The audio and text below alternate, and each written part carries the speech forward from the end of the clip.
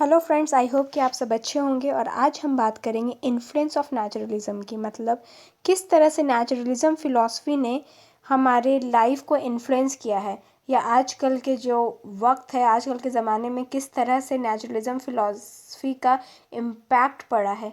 Okay, so as we all know that naturalism was a philosophy which influence not only education but also society, polity and science, है ना। ये सिर्फ education ही को influence नहीं किया है इसने, बल्कि सोसाइटी को, पॉलिटिक्स को और साइंस को भी इन्फ्लुएंस किया है। Some of the examples are like development of child psychology.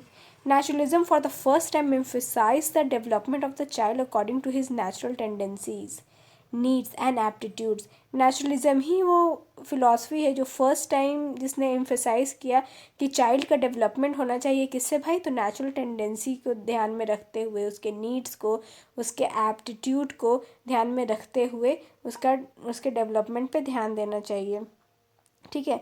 और this philosophy led to the rise of psychology as the full fledge subject. और यही वजह है, यही फिलॉसफी है जिसके वजह से साइकोलॉजी एक सब्जेक्ट बन के दुनिया में आया. Okay, people started conducting experiment on children and lower animals, and findings of lower animals were also applied to children. और उसके बाद साइकोलॉजी में आपको जैसे कि पता है कि क्या होता है, एक्सपेरिमेंट्स होने लगे छोटे बच्चों पर, एनिमल्स पर, ठीक है। तो ये एक नेचुरलिज्म फिलॉसफी का ही एक योगदान है. Okay, next one is rise of scientific study of society. Man was for the first time given very much importance. Okay, human को इम्पॉर्टेंस देने जाने लगा. People started studying the impact of society and environment on man and vice versa. Okay, तो human study होने लगी, ठीक है.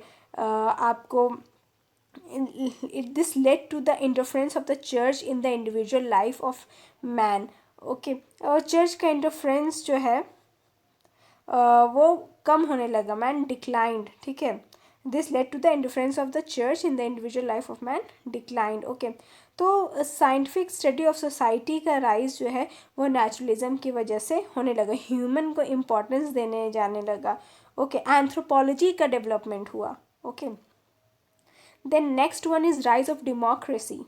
Rousseau advocated liberty, equality and fraternity as three guiding principles for man, which were completely denied by the despotic rulers and the church.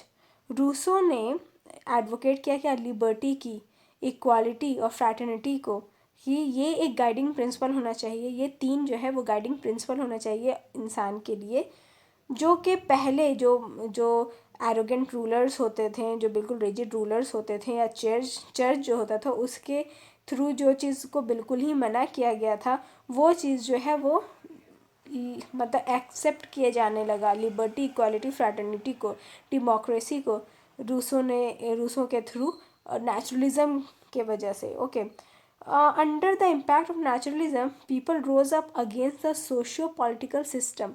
This latter led to the rise of democracy, a new philosophy of life, the modern world. Okay, democracy का rise भी naturalism के ही वजह से हुआ है ना.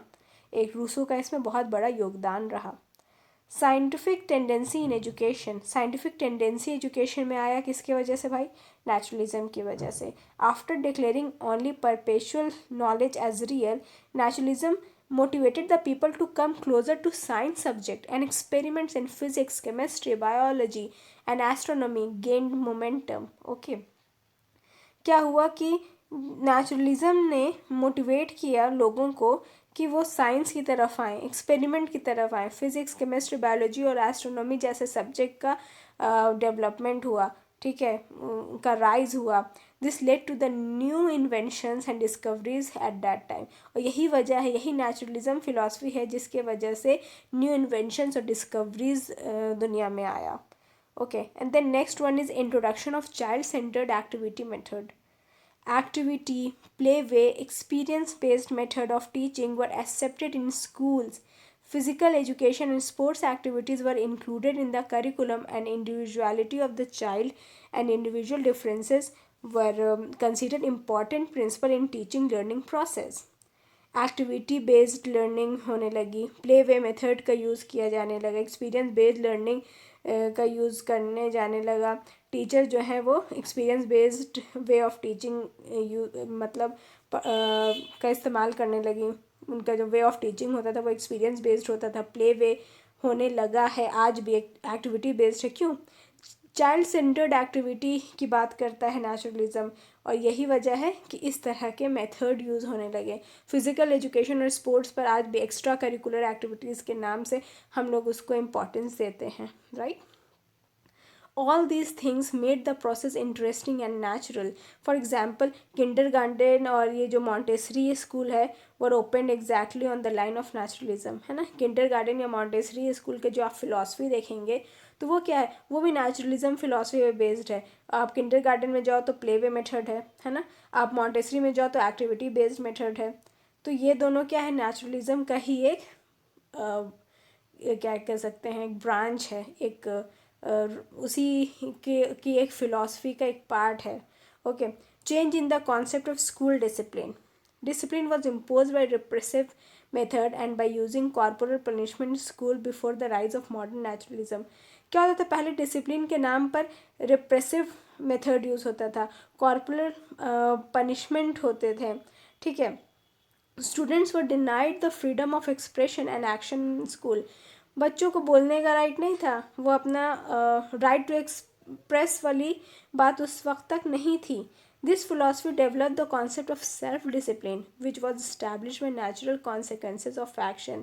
यही वो फिलॉसफी है जिसने कॉन्सेप्ट ऑफ सेल्फ डिसिप्लिन लाया, ठीक है। नेचुरल कंसिक्वेंस ऑफ एक्शन को लाइफ में लाया, उसको एज अ फिलॉसफी हम यूज़ कर रहे हैं, ठीक है। तो कॉन्सेप्ट ऑफ स्कूल डिसिप्लिन को भी चेंज किया है किसने, नेचुरलिज्म में। तो ये था इन्फ्लुएंस ऑफ नेचुरलिज्म। और अगर आपको ये मेरा वीडियो पसंद आया हो तो इसको लाइक, शेयर और सब्सक्राइब करें। Thank you.